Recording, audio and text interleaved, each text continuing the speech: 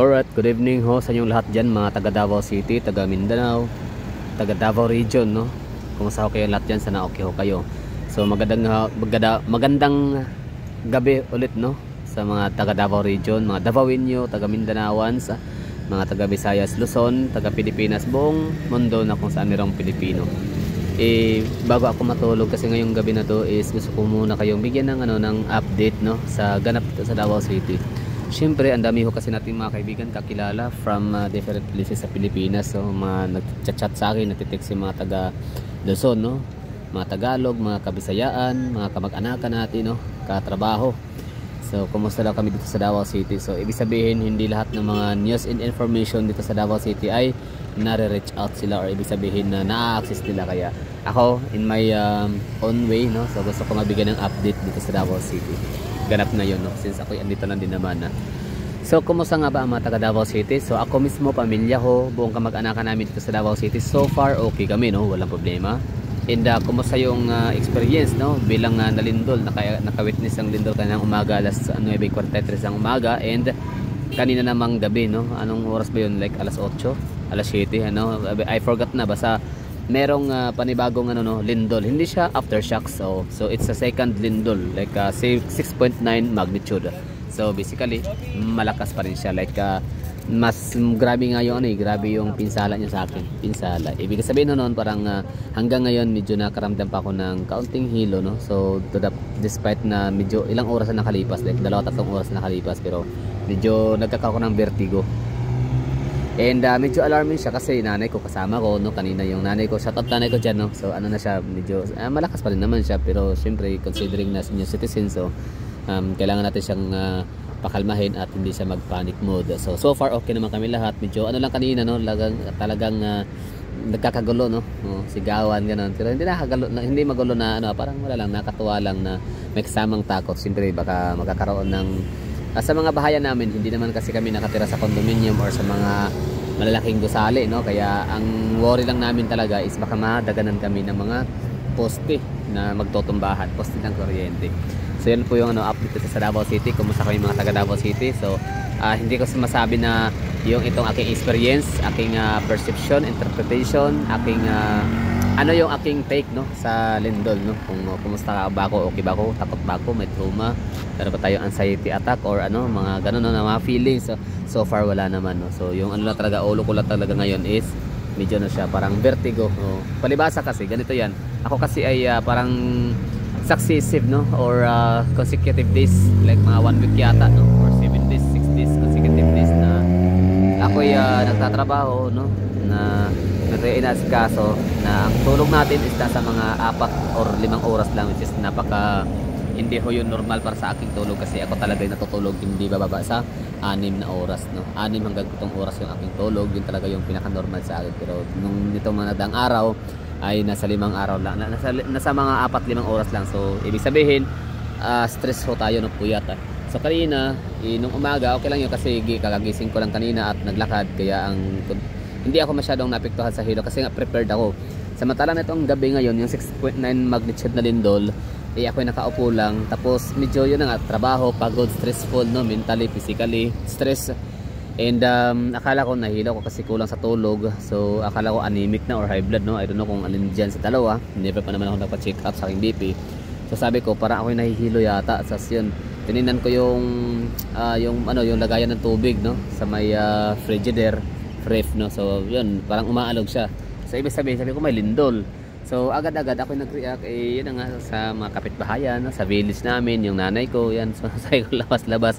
So yun lang yung experience, no, na masaya dahil nagsilabasan nga lahat ng mga tao, tapos ayun, nagsisigawan, nagkakantsawan o nag-aasaran ba, no, na kasi iba parang ang iingay-ingay ganun.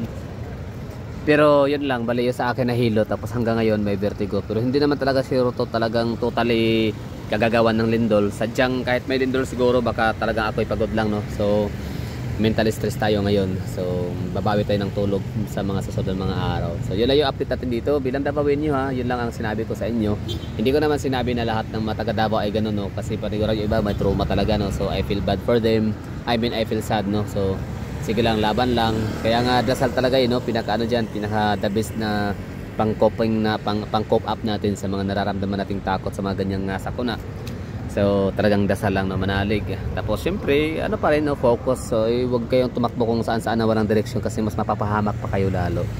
So pag ganyan, no, ano lang, parang relax lang. Yung nanay ko, sabi ng nanay ko kanina, wag daw dapat mag-panic, no, kasi hindi naman talaga siya nagpa-panic. Sabi ko, oo, wag mag-panic pero wag masyadong kumpiyansa. Like ano lang, kumbaga lakad, kumbaga relax, komportable, focus, pero samahan ng kaunting bilis kasi ano ang lindol, ano yan in a span of seconds yan, marami pwedeng mangyari. Pwede kang madaganan ng mga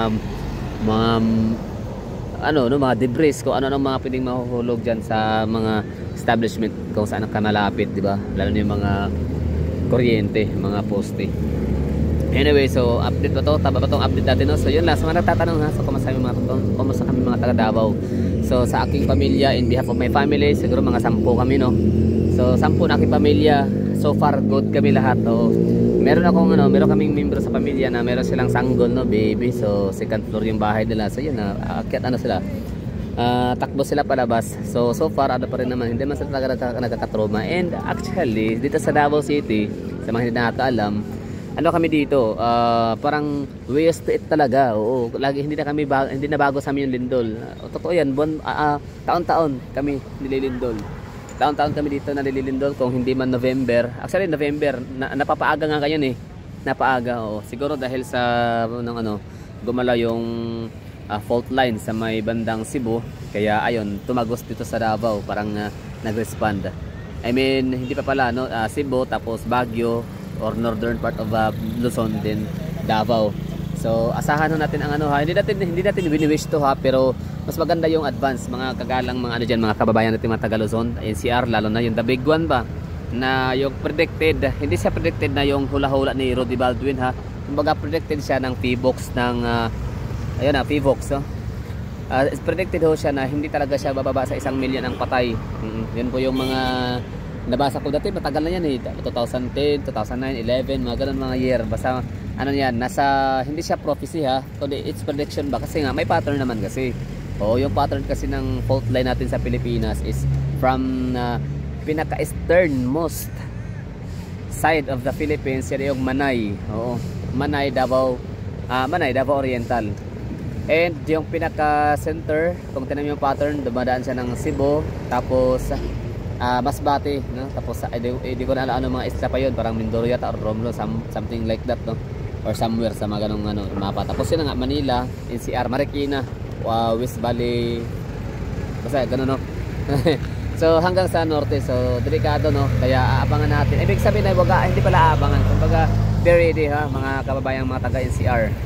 So siguro medyo itigil muna natin yung nung Tagalog versus Bisaya war natin sa Facebook online.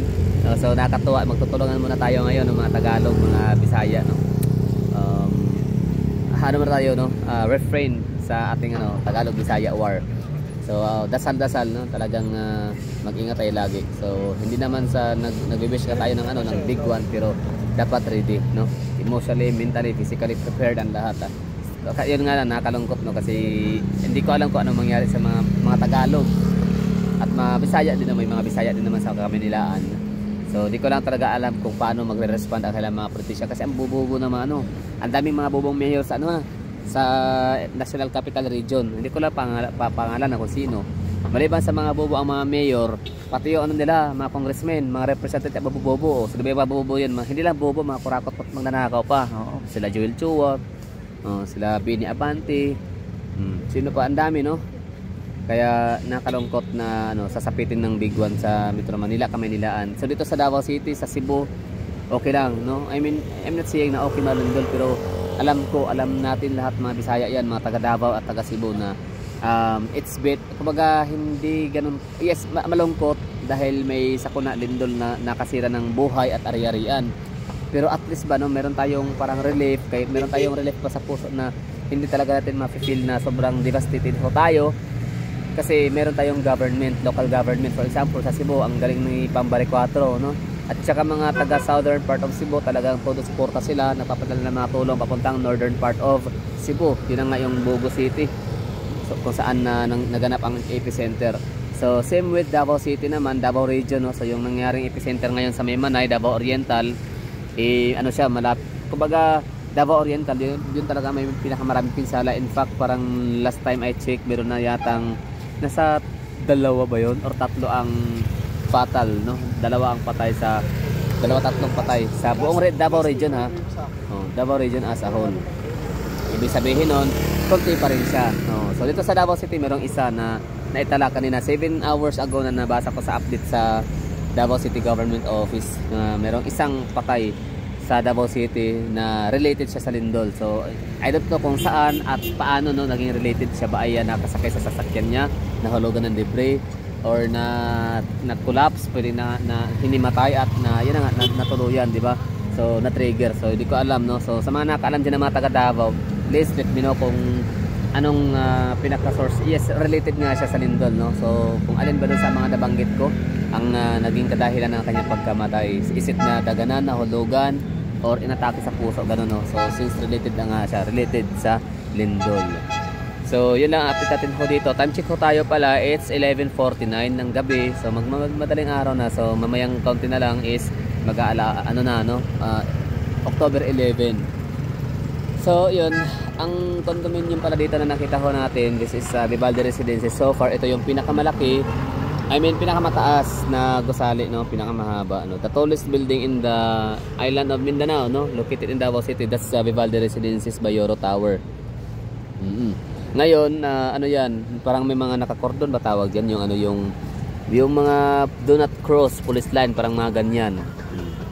Kasi pagkakaalam ko, ang mga gusali, mga hotels, mga condominiums, mga ganyan, mga apartments na mga matataas, as far as I know, kapag may mga lindol ho talaga yan ay ini-evacuate, parang ina-abandon ho talaga yan, no? Parang sa pilitan.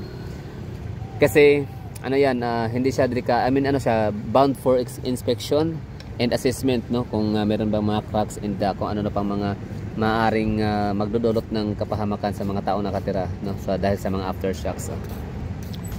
So yun na siguro yung update ko dito bilang Davaoenyo. So kumusta kami dito so far? The answer is okay, no? Okay kami dito. Like sa mga taga Davao City, okay kami. Not maliban doon sa I know yung mga abutan ng lindol sa paaralan ng Mapua, no? Malayan Colleges at saka yung sa University of Mindanao at I don't know kung saan pa mga eskwelahan. So I just hope na nakaka-recover. O kung hindi man ngayon, okay lang yan, no? So hayaan lang na mag fully heal and mag-recover ho kayo. Ganun lang, no? So tiwala, dasal. So be surrounded with positive people, no? And families and friends nang sa kayo ay makapag-move on ng very quick. So sa mga mga nagtataka or nagtatanong, no, or mga nag-aalala, no, sa aming mga taga Davao City, I would like to say thank you.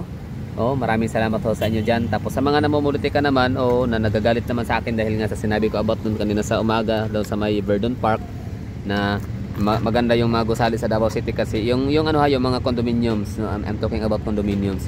Hindi basta-basta nagko-collapse kasi nga grabe yung standard ng requirement ng mga Duterte sa Davao City.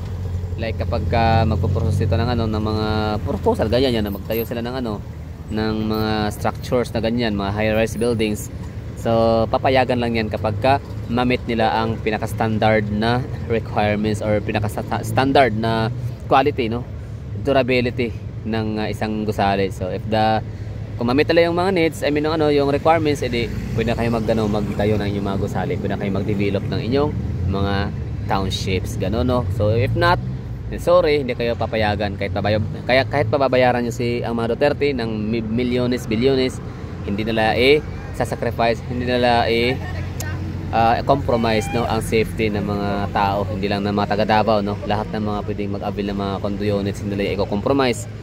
Nilang pera kung mamamatay din naman ang kailang mga kababayan dahil nga sa substandard yung gusali, dahil nga sa tinipid, kasi nga yung imbis na pang bili ng materialis binayad na kay mayor, di ba? Pero walang ganun sa Davao City, kaya kita nyo naman still standing yung mga structure namin dito sa Davao City. Yung mga high-rise building ho namin dito ay nananatiling matatag, no? Walang mga nag-collapse at syempre walang namatay during lindol. So marami nagagalit sa akin kanina kasi hindi lang naiintindihan yun. Ganoon naman talaga kapag galit ka sa isang tao na tas bias ka pa, no, unfair, so hindi ka talaga marunong mag-appreciate or hindi mo talaga hindi ka talaga marunong communicate or intindihin kasi nga gusto mo yung narrative mo lang ang paniniwalaan mo. So hindi ka maniniwala sa amin dito na kami yung first hand people na naka-experience ng mga magandang polisiya ng mga Duterte. Anyway, so hindi naman talaga ko to sadyang ibanggit no, sa mga vlog natin dito sa mga ganito, pero ako'y naaasar kasi sa iba din, no. Kahit yung pagbaha sa Davao City, sinisisi ang mga Duterte, 51 million, kasalanan ba ng Duterte kung ang lakas ng ulan galing sa kalangitan, sa atmosphere, di ba? Siyempre bagsakan tayo ng ulan, bagsakan tayo ng dito sa Pilipinas, hindi lang Davao City.